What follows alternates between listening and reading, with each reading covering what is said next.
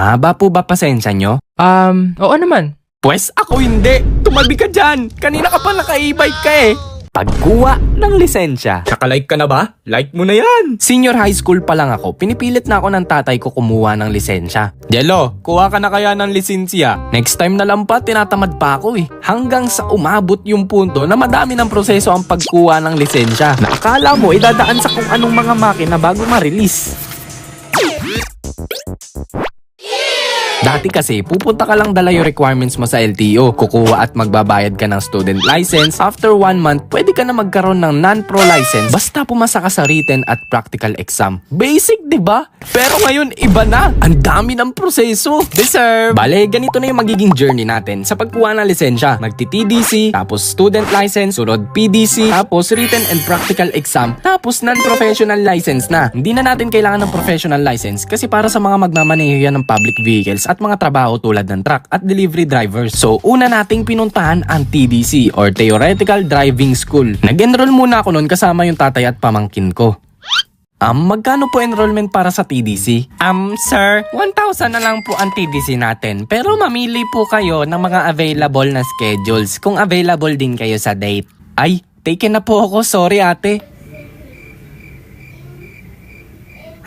Nagyayaya po kayo ng available na date ka ako ng seminar. Diniscuss namin doon kung kailan at ilang araw ang seminar. Tapos pinag-register na ako sa LTMS. Portal siya online ng LTO na gagamitin natin sa mga susunod. Fast forward tayo sa araw ng TDC. Bale may instructor doon kung saan dinidiscuss niya yung mga rules sa daan, mga batas, mga signs at iba pa. Okay students, ano yung gagawin nyo kapag may dumaang emergency vehicle? Humarang sa daan at huwag paunahin. Ay, sa kabila po yung seminar ng e-bike. Hala, grabe naman po kayo sa mga e-bike drivers. Wala naman silang ginagawang tama Ay, mali pala. O baka mag-comment na sila. Di naman namin nila lahat kasi may mga matinong e-bike drivers, okay? Upo ka na lang din dito para ma-seminar ka. After ng discussion, pinag-exam kami. Pakitago na lang ng mga phones kasi may CCTV tayo. Pwede naman mag-open notes basta sarado yung mata. Sa unang araw madali at onti lang yung exam. Nga pala, logical yung ibang questions doon kaya wag nyo madaliin. Kapag pula yung traffic light, anong gagawin kapag nalimutan mo yung sinaing sa bahay? Boss, alam mo sagot sa number 3? Pass it and double it to the next person. Sir, bawal po makipag-usap habang nag-e-exam. Ay, tinatanong ko lang ano favorite fruit niya. Bale, short exam lang yon and after ng day 1, babalik kayo sa next schedule nyo for day 2. Di-discuss lang doon yung mga mas malalalim na mga batas at kung paano na din magmaneho at ibang parts ng sasakyan. Bale, ma'am at sir, may short exam tayo mamaya. Then proceed tayo sa next discussion. Then may final exam tayo mamaya. 120 items yun, kaya kailangan nyo ipasa. Pag bumagsak ka kasi doon, ibig sabihin papagalitan ka ng nanay mo. De, joke lang. Pero papagalitan ka talaga kasi mahahasil ka bumalik at magbayad para mag-retake ng final exam. At dahil malupit ako, manghula, nakapasa naman agad ako at pinigay na din agad yung certificate. Naalala ko, bumili pa ako ng santol bago umuwi para ma-rewardan ko sarili ko. Favorite ko kasi to Sabi na santol favorite mo After ng ilang araw, mag-a-apply na ako for student license. Finally, makakadrive na ako sa highway. Pero bago tayo mag-apply, may i-introduce akong latest game, ang Ragnarok Origin. Isa tong online RPG game na mas pinaangas ang graphics at may nakakahook na adventure. Sino gusto ng adventure? Wala ka pang lisensya, di ba? Sa Ragnarok Origin, marami kang may explore tulad ng malulupit na labanan, mag-unlock ng items and quests, mga iba't ibang classes and builds. At alam niyo yung the best? Recently lang, may update sila na pwede ka na makipag-interact sa mga pusa. Saktong-sakto to sa mga cat lovers. Cute-cute naman yan!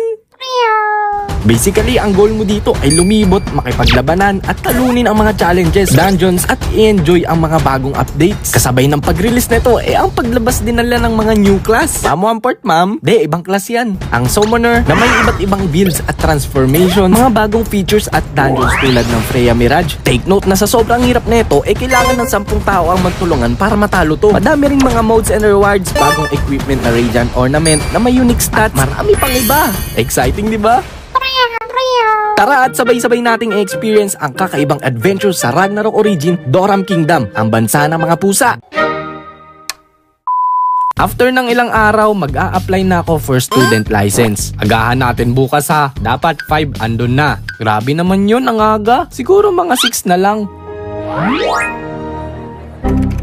Ayan, 6 pa more. Sabi sa'yo, agahan natin. Ang dami ng tao. 6 a.m. pa lang ng umaga, sobrang dami ng tao at mahaba ng pila. Pinakuha muna ako ng medical ni Papa kasi isa yun sa requirements para sa student license. Okay, pakibasa. Ang pogi ni Jello. Ay nako, malabo na mata mo. Sa medical, basta sabihin mo lang para sa lisensya po. Tapos, dalawa yung ibibigay na medical form. Umurangkada naman tayo papuntang PDC or Practical Driving Course. Bale, ito na yung magkakaroon ka ng instructor. Mahaba po ba pasensya nyo? Oo naman. Pwes ako hindi. Tumabi ka dyan. Kanina ka pa naka-e-bike ka eh. De, joke lang. Pero tatanungin ka talaga ng instructor na, May background po ba kayo sa pagmamaneho? pag sinabi mong wala po, hahabaan nila yung pasensya nila or di kaya papapalitan nila yung instructor ng mahaba yung pasensya. Amazing! Bale may oras kang dapat ma-reach. Sa pagkakatanda ko, 4 hours every session yun. Tapos 2 session, bale 8 hours lahat. Depende naman sa instructor kung saan kayo pupunta at ano ang papagawa. Pero most of the time, ipapapark nila kayo.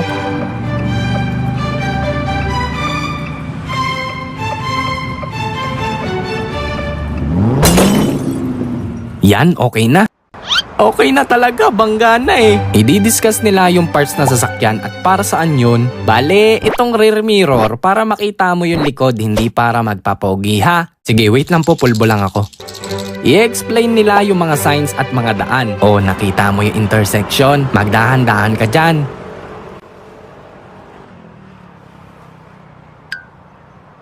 O, lagpas na tayo ng intersection, ba't ang bagal mo pa rin? Di tayo mabagal. Wala na tayong gas. At ang pinaka nakakaba, ang papag-driving kayo sa expressway.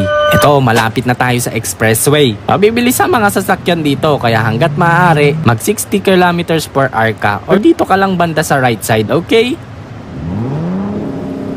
Oh, nice. Mabilis ka na. Sabi niya sa akin, ako lang daw. Pogi naman ako, di ba? Oo naman. Di ba hindi naman ako pangit? Hindi. Ba't may kasama siyang iba? Baka friendly lang. After 1 month, nag-take na ako ng exam. Actually, sa computer kayo papa-examine na parang ComShop setup lang. Okay, login ng LTMS, tapos... Ala, 60 items pala to. Yung quiz nga naming 15 items, 2 lang tinatama ko eh. Sobrang kabado talaga ako nun kasi marami na talaga ako naririnig na bumabagsak talaga sila. Pero laking tuwa ko kasi 53 yung naging score ko. Kaya nakapasa ako. Sir, proceed na kayo sa practical exam. Naghihintay na yung magpapa-exam sa inyo. Sir, kayo po yung... Okay na form mo. Medyo tumiklop yung angas ko nun kasi sobrang nakakatakot siya. Noong nasa sasakyan na kami, chinik ko na lahat ng pwedeng i-check bago mag-drive. Pero ibang-iba talaga yung vibes niya kasi sobrang intimidating siya. Okay naman pag-drive mo at sumunod ka sa mga signs. Pero may isang violation ka. Hala, sabi na dapat nag-toothbrush muna ako eh. Hindi yun. Ay, alin po? Ikaw lang ang naka-seatbelt at ako hindi. Pag inuli ka, sinong titikitan sa atin? Ay, pasensya na po. Tapos may onting tinanong lang siya, last question. At pagkasagot ko, Congrats sir, ito na yung lisensya nyo. papel pa rin yung lisensya?